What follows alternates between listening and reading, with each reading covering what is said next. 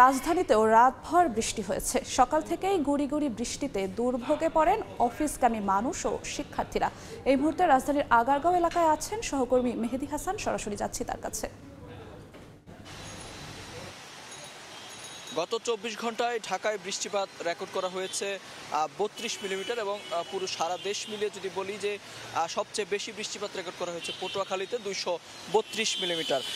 এই তথ্যটি কিন্তু আমাদের জানিয়েছে আবহাওয়া অফিস থেকে যেমনটি বলছেন যে গুড়ি গুড়ি বৃষ্টি হচ্ছে সকাল থেকে সেটি কিন্তু আজ সারাদিন অব্যাহত থাকবে এবং অব্যাহত থাকার পর আসলে এই বৃষ্টিপাত কিন্তু আসলে আরও কিছুটা বাড়তেও পারে।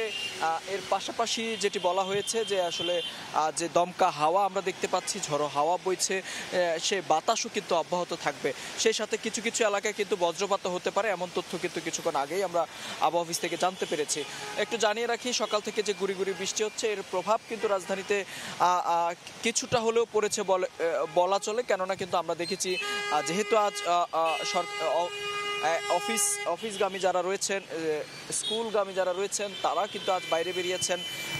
এই দুদিনে অর্থাৎ গত দুদিন যেহেতু বন্ধ ছিল, ছুটির দিন ছিল, খুব বেশি ভোগান্তি পোহাতে না হলেও কিন্তু আজ দেখেছি যারা আসলে বাইরে বেরিয়েছেন তারা কিন্তু পুরো প্রস্তুতি নিয়ে বেরিয়েছেন। বিশেষ করে ছাতা আমরা দেখেছি, অফিসগামী যারা ছিলেন তারা ছাতা নিয়ে বেরিয়েছেন, রেইনকোট পরে বেরিয়েছেন। এর পাশাপাশি যদি বলি যে যেহেতু গুড়ি গুড়ি বৃষ্টি হচ্ছে এর প্রভাবে কিন্তু রাজধানীতে এখন পর্যন্ত আমরা তেমন কোনো ভোগান্তি অর্থাৎ ভয়াবহ চিত্র যেটি বলা চলে সেটা কিন্তু আমাদের চোখে পড়েনি। বিশেষ করে যানবাহনের চিত্র যদি বলি, যানবাহনের চিত্র কিন্তু স্বাভাবিক দৃশ্য আমরা দেখতে পাচ্ছি।